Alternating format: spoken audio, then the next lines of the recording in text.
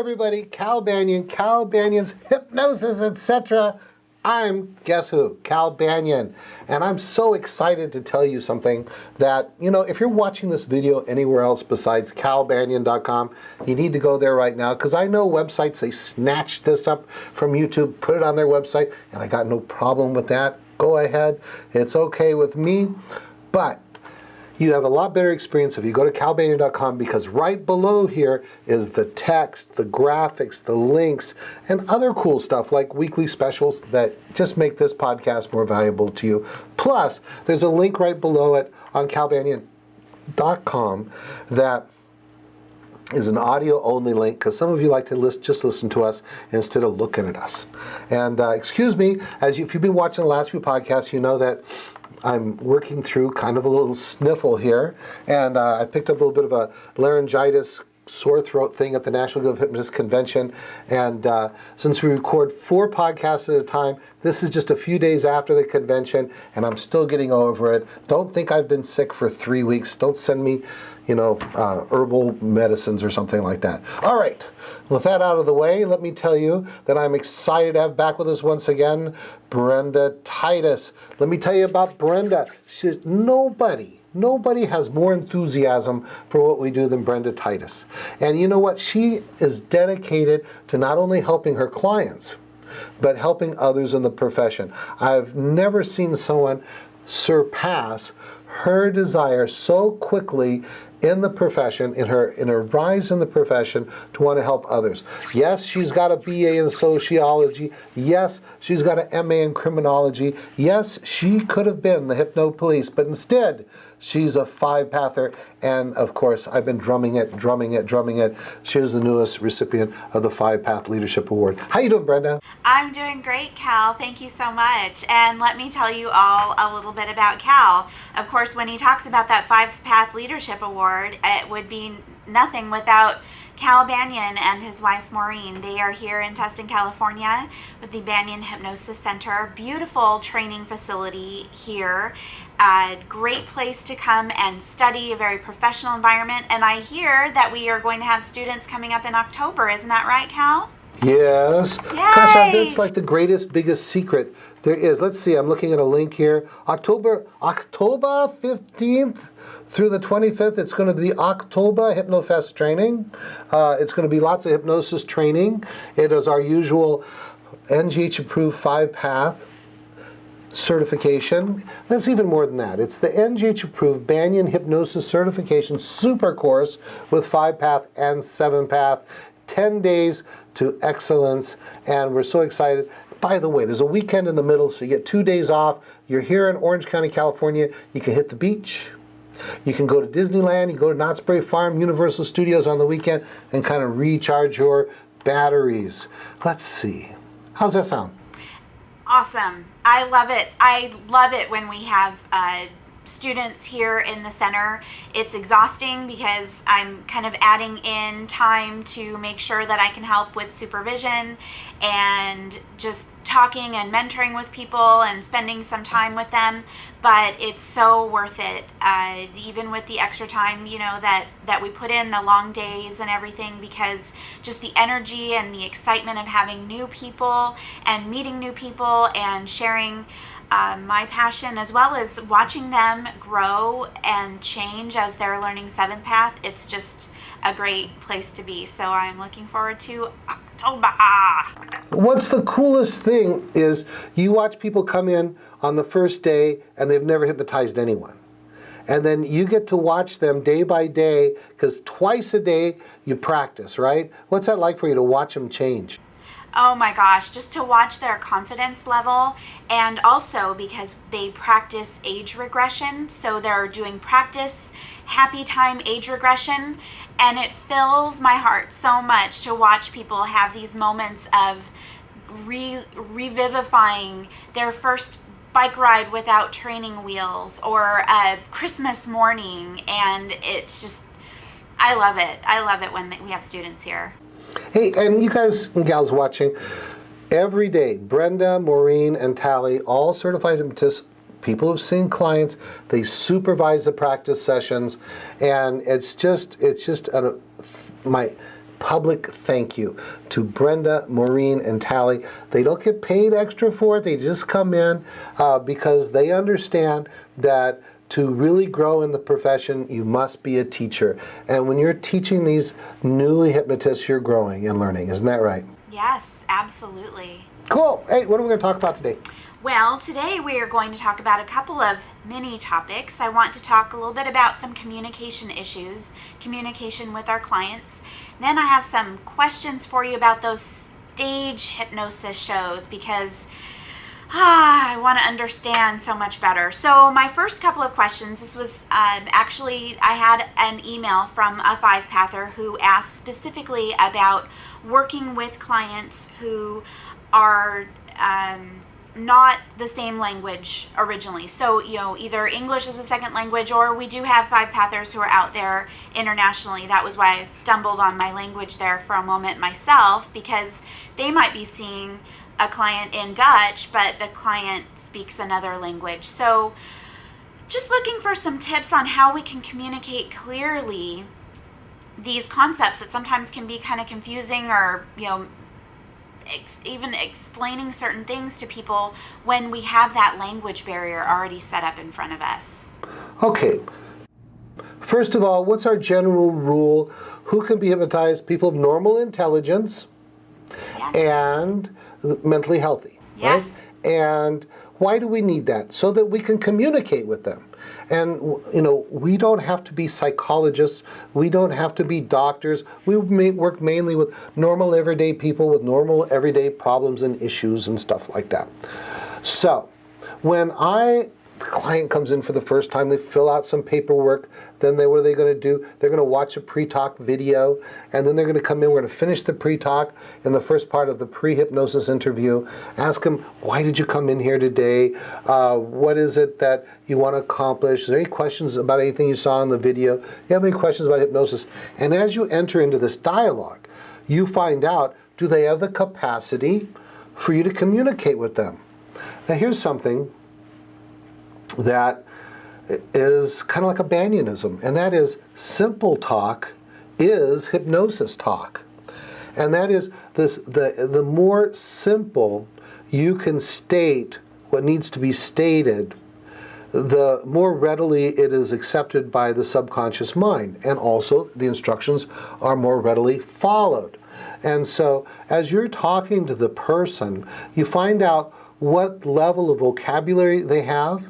And it could be because English is a second language, or it could just be because of their background and education. And so if you can have an intelligent conversation with the individual before the session, then in the hypnosis session, you just carry on with that same level of dialogue. After all, five-pathers understand, because the style of hypnosis we do is very interactive, that a hypnosis session is at its most basic fundamental level a conversation. And so you practice the style of conversation you have in the hypnosis in the pre-hypnosis interview. If you're having communication problems when you're doing that pre-hypnosis interview, then this is probably not a person that you should be working with.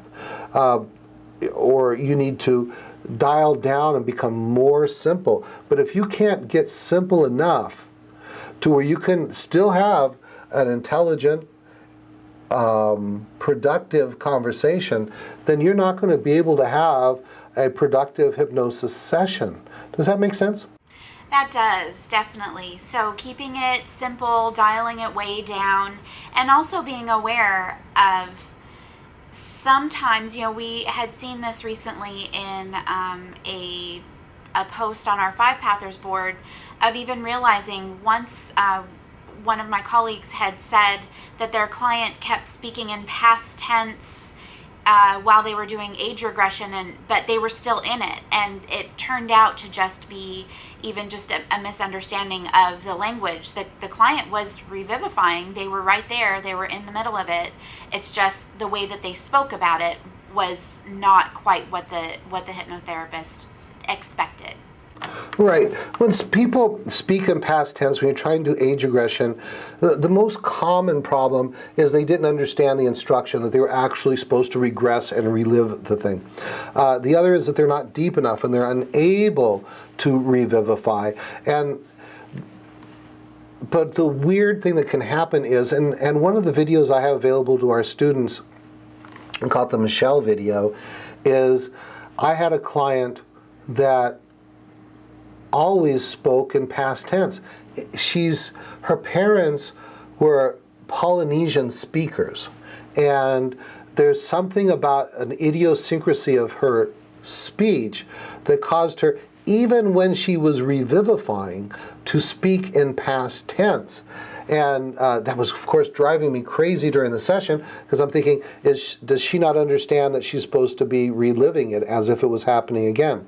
Is she not deep enough? Is she, for some reason, just refusing to revivify because of trying to avoid the pain of the experience? But eventually I figure out in the session that it was funny, because I did age progression work, which is pretty much standard operating procedure with me. And when she went into the future, she's her probable future, not actual future. She was still speaking in past tense. That's when I knew for sure it was an idiosyncrasy of her speech, because of English being, for her it was her first language, but it had been slightly altered by growing up in a family where so much of a different language was spoken that she had some tense confusion in her language. So, it happens. Great. So it sounds like, again, we've had a little bit of a theme with some of our episodes too. We need to really be tuned in with our client about if they're tracking, if they're following along with us, and being aware that there may be some idiosyncrasies. It's not that they're not following along. It might take a little bit of time, extra time on our part. Keep it simple, but really be tuned into them and make sure that they're understanding and following along. Sound good? Yes, this is why it's really important that when you go through your training, that you learn principles and you learn fundamentals and you get a good foundation for what you're doing. And in my opinion, you need to have a process.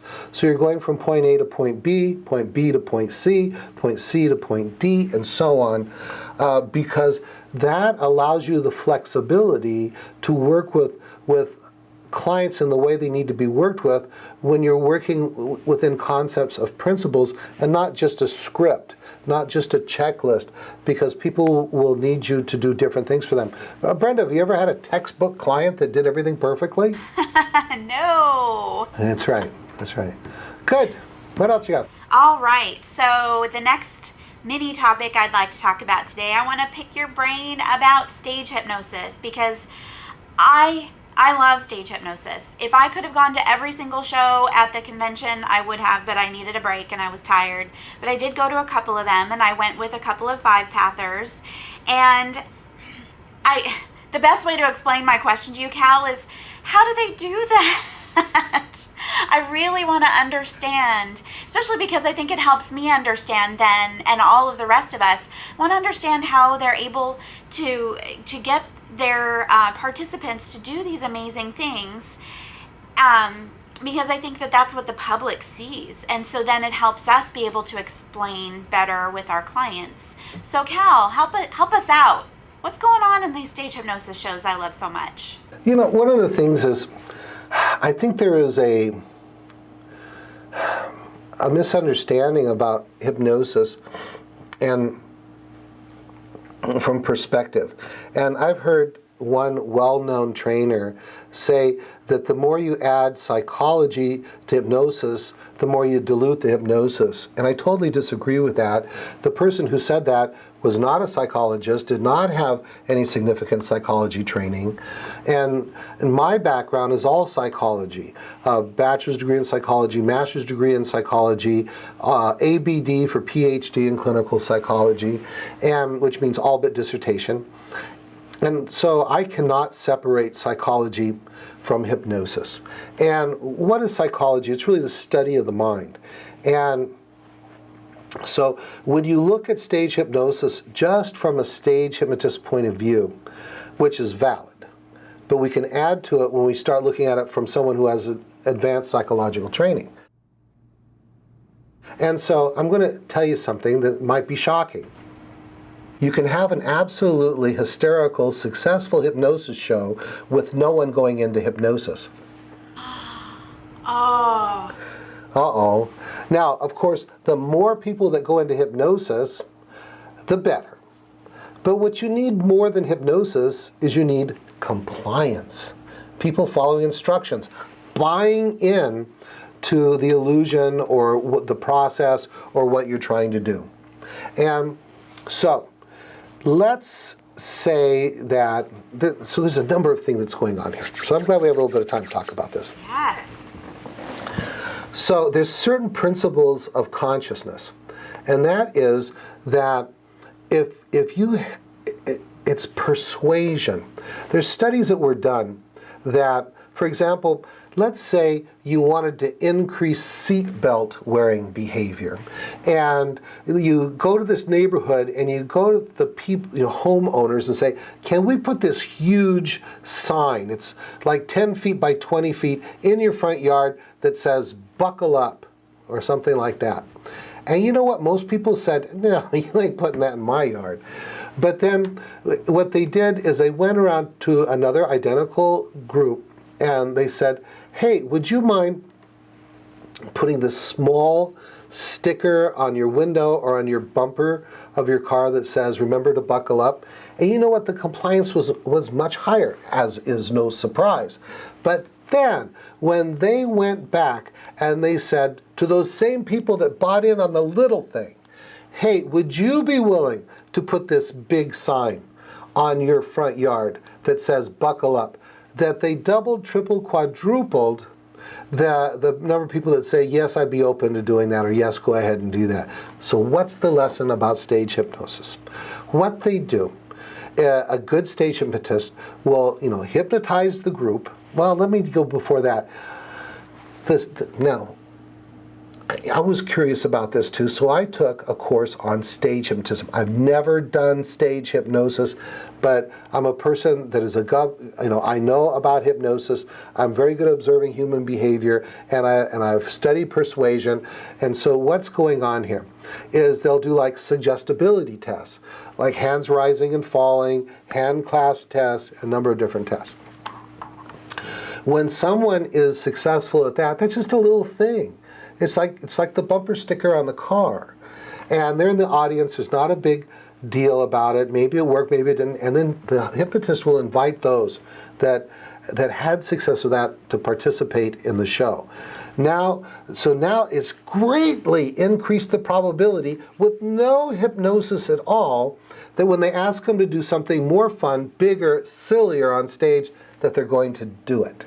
Now, there's also a principle of consciousness called consistency, and that is if you do some silly little hypnotic thing like having your hands stick together or something, it greatly increases the ability that you'll do something more, because there's this group consciousness that happens. It's like, okay, and you know this in your mind, that you had this experience in the crowd.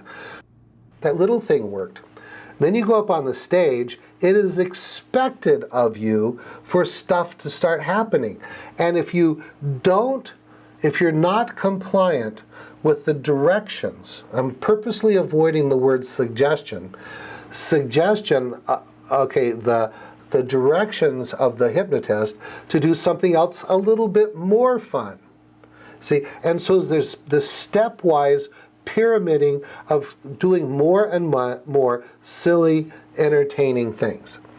If you decide not to, there's this real feeling inside of unpleasantness, and what happens is the person has to choose between the unpleasantness of the inconsistent behavior of having done A, B, and C, and then when asked to do D, the more outrageous thing, to not do it. That feels incongruent.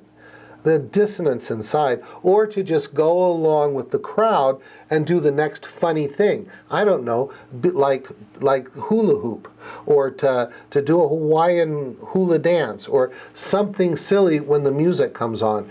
And so even without hypnosis, we can explain why people would do silly stuff on the stage.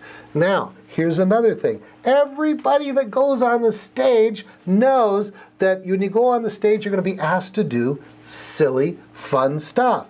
And so you've given permission. You kind of have a contract with the audience and with the hypnotist. Hey, I'm up here. I've bought in. Let's have some fun. Now, I'm not saying that hypnosis has nothing to do with what goes on the stage.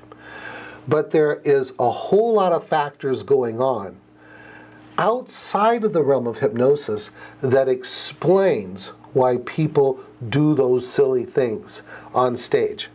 So you add hypnosis to that and it works even better.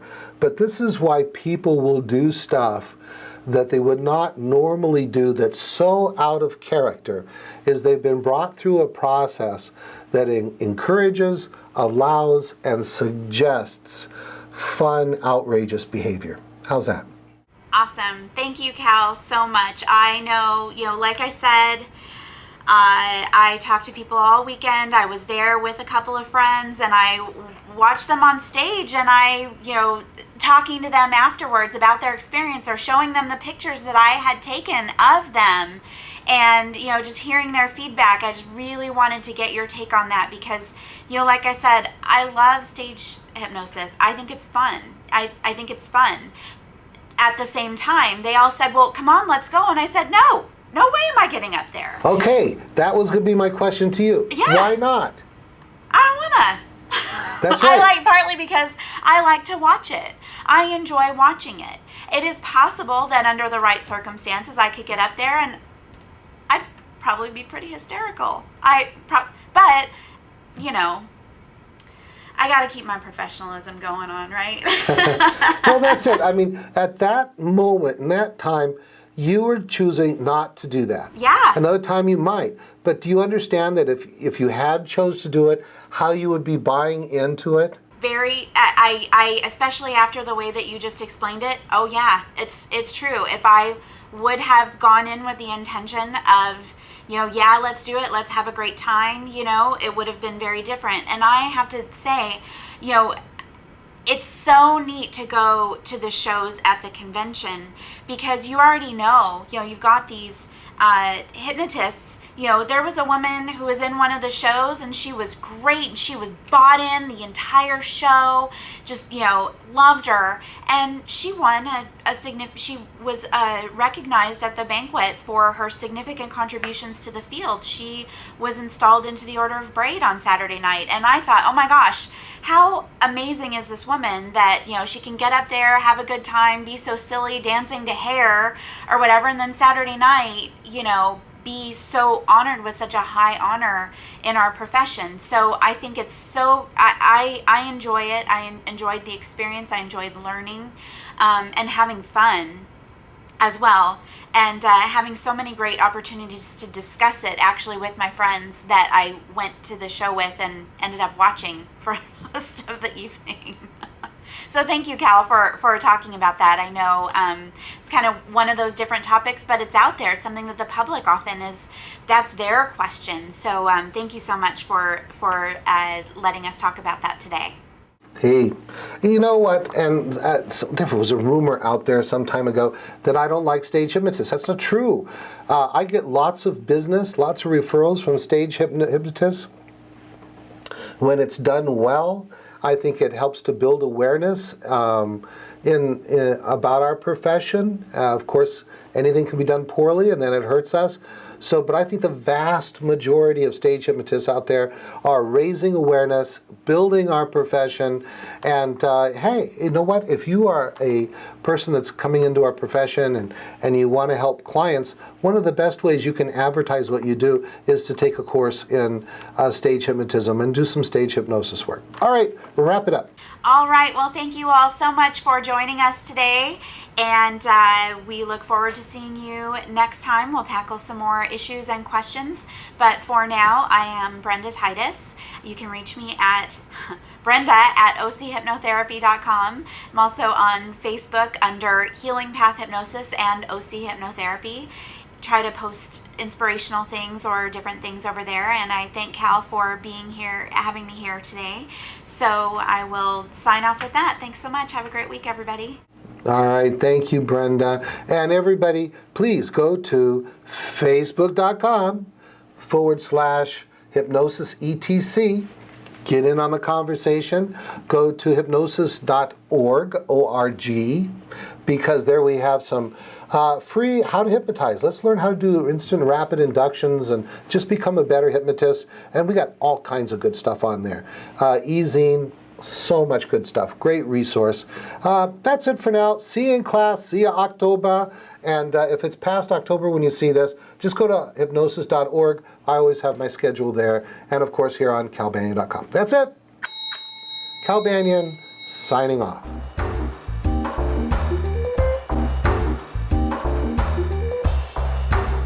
This recording is the property of Cal Banyan and the Banyan Hypnosis Center for Training and Services, Incorporated. All rights reserved, for private use only, may not be duplicated without permission. For contact information, go to www.hypnosiscenter.com.